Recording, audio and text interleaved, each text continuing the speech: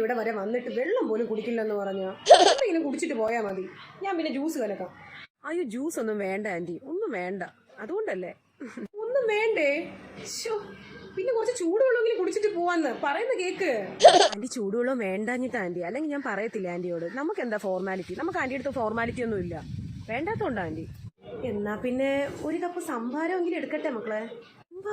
സംഭാരോ ഒന്നും ഞങ്ങൾക്ക് ഇഷ്ടമല്ല ആന്റി. വേണ്ട, സംഭാരവും വേണ്ട. അല്ലേ, നിനക്ക് വേണോ?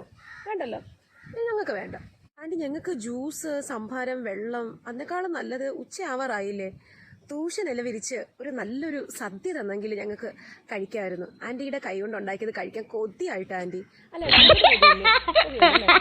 അപ്പോൾ തൂഷനില വിരിച്ച് നല്ലൊരു സദ്യ ഉണ്ടാക്കി തരുമോ ആന്റി ഞങ്ങൾക്ക്? എന്താ തൂഷനിലയിൽ ഊണ്? അതാ ഈ വെള്ളവും സംഭാരവും